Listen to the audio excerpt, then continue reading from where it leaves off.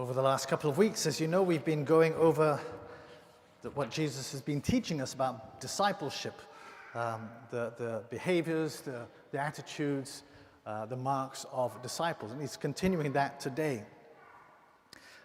And we can hear that very clearly one of the marks here says disciple is one who's awake. I just want to have a quick peek at something here.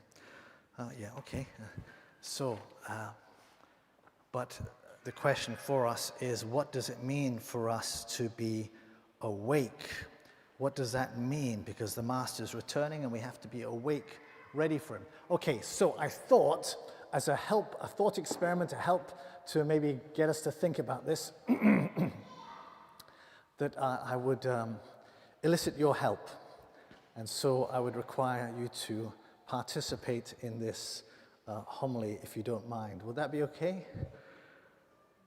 Yes, good, fantastic. So I need you to respond, because if you don't respond, then I can't move forward and we're dead in the water, okay? So, Jesus has said and it's beautiful, I just love these words that he says here. Fear not, little flock, for it is your Father's good pleasure to give you the kingdom.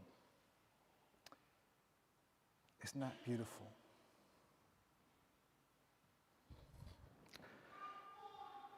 So, he's giving us the kingdom. We are already members of that kingdom. And we're also members of here, we're in the United Kingdom. That is a particular kingdom. We have a king and a queen. They're kind of symbolic kings and queens, and there's a whole way that the kingdom is run, and maybe not the best way, maybe there could be better ways, I don't know,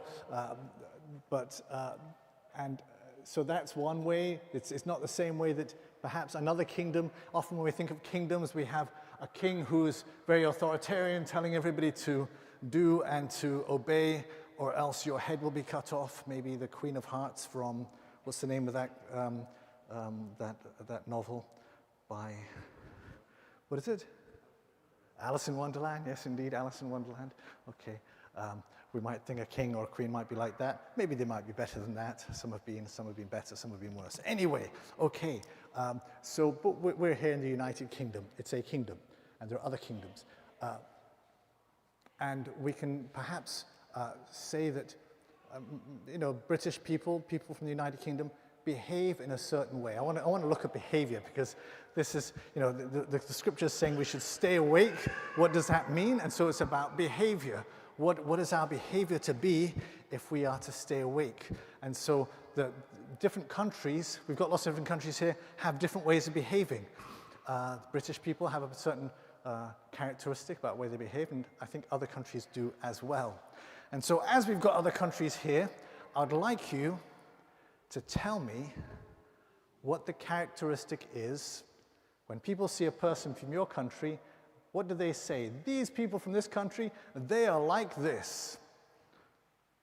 People from my country, we are like that. So it's about what sort of people are you. Not what sports you might like, but what sort of people are you? So, what countries have we got here? What are the people from your country? What is the characteristic of your country? We've got Indians, we've got Nigerians, we've got British, we've got anything else. So come on. Scottish. You can't say that everybody from Scotland's the same, because there's different cities, different areas. Okay, people from your city are? Glasgow, warm, loud, okay. generous. So she's saying different areas of Scotland are different. So people from Glaswegians, they are warm, loud, generous, accommodating. Fantastic. That's Glaswegians, who might be different from Aberdonians. Are different, but you're not an Aberdonian, so you can't say. Anybody else? Countries. What are people from your country like? Go on. Where are you from? The Philippines, and what are people from the Philippines like? Very loud and hospitable. Fantastic. Anything else? Go on. Where are you from? Poland.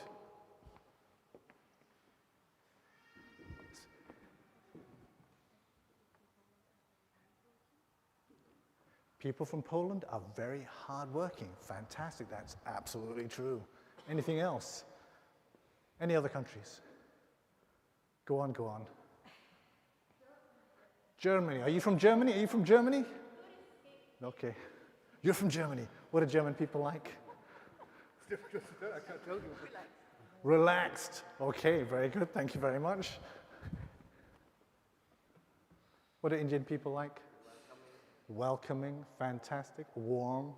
Nigerians, we've got a whole bunch here. What do you guys like? Happy, jovial, fantastic. So there we go. We've got, you might see an Indian say there, I've forgotten already, what did you say? Warm and welcoming. Nigerians, happy and jovial. Germans, relaxed. And Polish, hardworking. So there'll be, okay. So those are the kind of characteristics of those people from those places. And so we're wondering, what are the characteristics of the people of the kingdom? What are the characteristics of the people of the kingdom?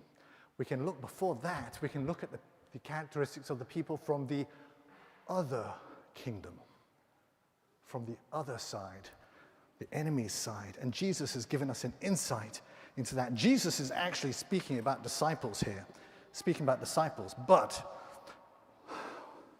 the servant who says to himself, the master's delaying in coming, and begins to, and so these are characteristics actually of the kingdom of the enemy.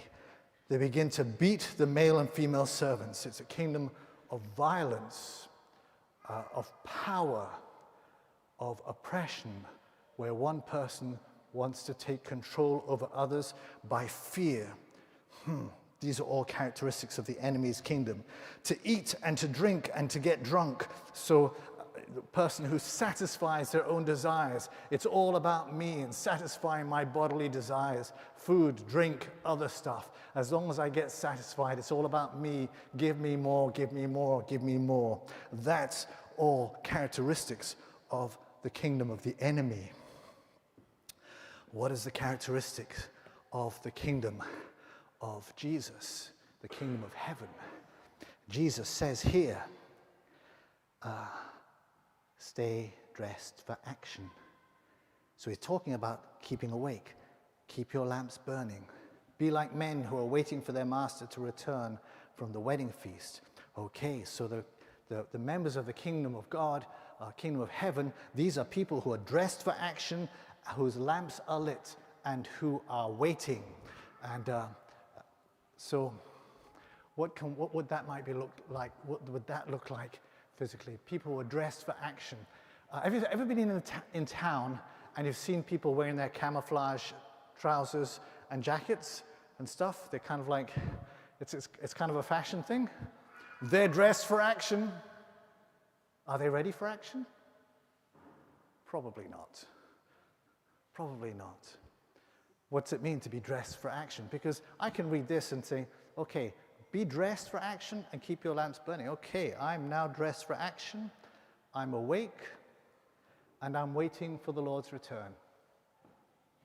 Dressed, ready, waiting. Waiting for his return. Dressed,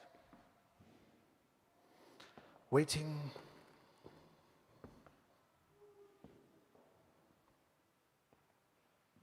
Waiting, dressed, I'm ready.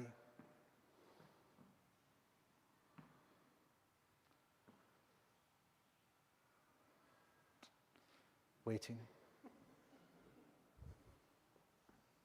for his return.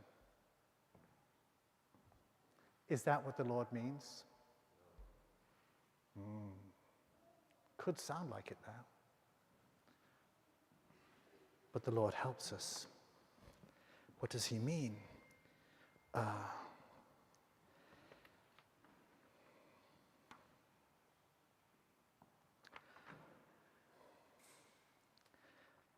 What sort of kingdom does he have? It's not like the enemy's.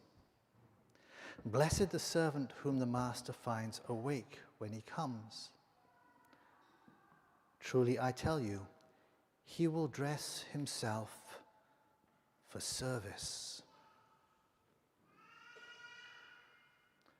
The master, the king, will dress himself. Stay dressed for action. He will dress himself for service. And have them recline at table, and he will come and serve them.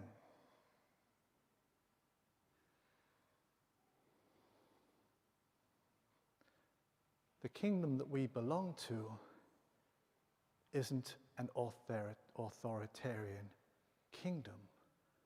Our king, though he commands, doesn't do so from on high. He is a king who vests himself for service. He serves. He gives of himself. He lowers himself to wash his servants' feet. I did not come to serve. I did not come to be served, but to serve and to give my life for many. This is the king we serve. And he is a servant king. He serves us. He dresses himself for service. What are the characteristics of those of the kingdom of heaven? When people look at you, when they hear Christian, Catholic, what should be their expectations? What should be our expectations? Love, service, service, service. He who is one who comes and serves. And so for us to be ready, to be awake, is not to stand about looking good, but to be in action, serving our brothers and sisters.